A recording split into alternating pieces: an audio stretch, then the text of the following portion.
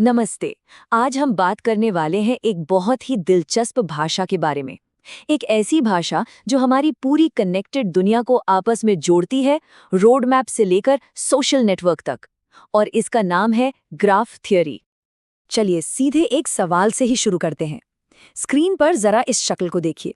क्या लगता है इसे एक ही बार में बिना पेन उठाए और बिना किसी लाइन पर दोबारा पेन चलाए बनाना मुमकिन है? ये एक क्लासिक पहेली है और इसका जवाब आज हम मिलकर खोज निकालेंगे। तो इस पहेली को सुलझाने का हमारा सफर कुछ ऐसा रहेगा।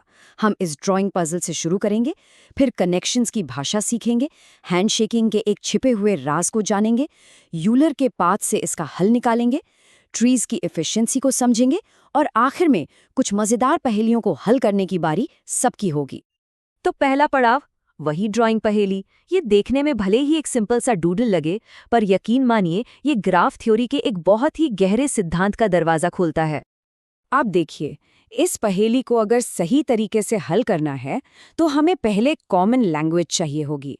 तो चलिए कनेक्शंस की इस भाषा यानी ग्राफ थ्योरी की एबीसीडी को समझते हैं। और देखिए, इसको समझना बहुत ही आसान है। जो हम बचपन में कहते थे डॉट और लाइन, मैथ्स की दुनिया में बस उन्हीं को थोड़े फैंसी नाम दे दिए गए हैं, वर्टिसेस और एजेस। मतलब बिंदु हो गए शहर और रेखाएं हो गई उनको जोड़ने वाली सड़कें। सिंपल।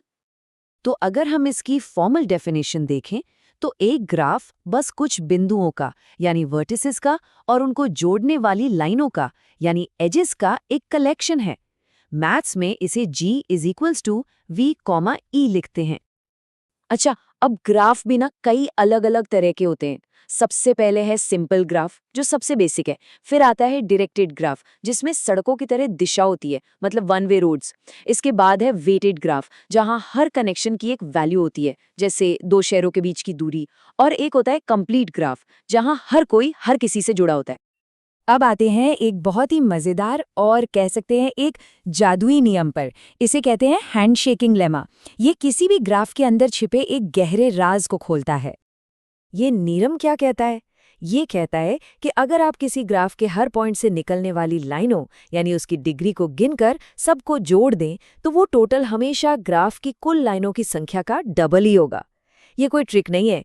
इसका इस्तेमाल असल दुनिया के नेटवर्क्स में गलतियां पकड़ने तक के लिए होता है। और इसके पीछे का लॉजिक भी ना बहुत ही सिंपल है। अरे भाई, हर एक लाइन हमेशा दो पॉइंट्स को जोड़ती है ना? तो जब हम हर पॉइंट की डिग्री गिनते हैं तो हर लाइन दो बार गिनी जाती है, एक बार इस छोर पर और एक बार उस छोर पर। इसीलिए टोटल हमेशा डबल होता है।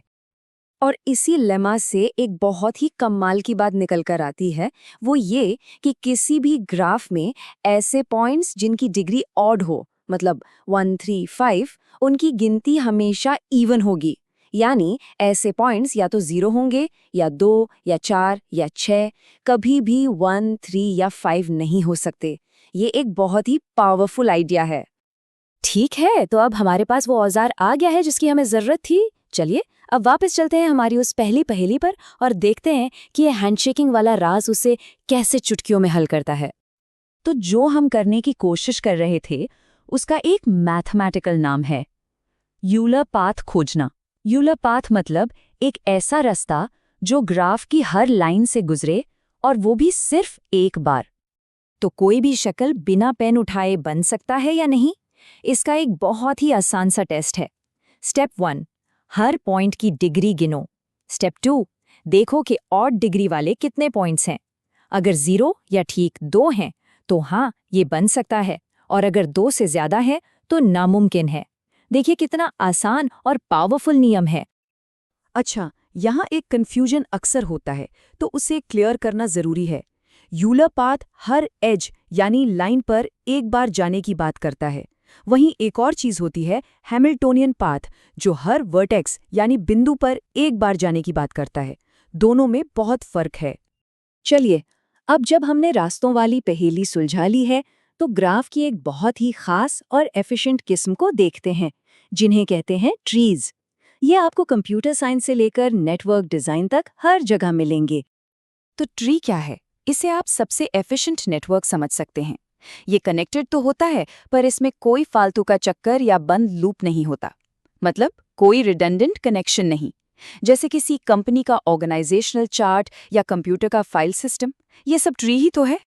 ट्रीज की कुछ बहुत ही खास प्रॉपर्टीज हैं जो उन्हें इतना यूजफुल बनाती हैं।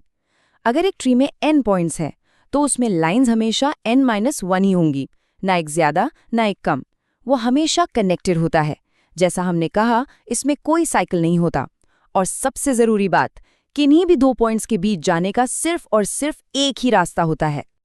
ठीक है, थ्योरी तो काफी हो गई। अब बारी है इस नॉलेज को एक्शन में लाने की। चलिए देखते हैं कि इन कॉन्सेप्ट्स का इस्तेमाल कैसे किया जा सकता है। इन चैलेंजेस पर जाने से पहले बस 3 बातें जल्दी से याद कर लेते हैं। किसी भी प्रॉब्लम को पॉइंट्स और लाइंस में देखो, हैंडशेकिंग लेमा एक सीक्रेट वेपन की तरह है, और यूलर पाथ का पूरा खेल और डिग्री वाले पॉइंट्स पर टिका है। पहला, एक आसान सा सवाल। 4 पॉइंट्स का एक ऐसा ग्राफ बनाइए जिसमें हर पॉइंट की डिग्री 2 हो। कैसा दिखेगा वो? सोचिए जरा, क्या वो एक सीधी लाइन होगी या फिर कोई बंद शक्ल? अब एक मीडियम लेवल का सवाल, क्या ऐसा कोई ग्राफ हो सकता है जिसमें ऑड डिग्री वाले पॉइंट्स की गिनती ठीक 3 हो? क्यों या क्यों नहीं? जरा याद कीजिए, हैंडशेकिंग लेमा ने हमें क्या बताया था।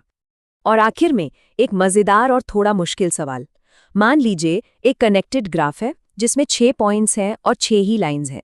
तो क्या ये पक्का है कि उसमें एक साइकिल यानी एक बंद लूप होगा ही होगा? ट्रीज के बारे में हमने जो सीखा वो यहाँ काम आ सकता है। इस सवाल के साथ हम आज का ये सेशन यहीं खत्म करते हैं। सोचिएगा जरूर।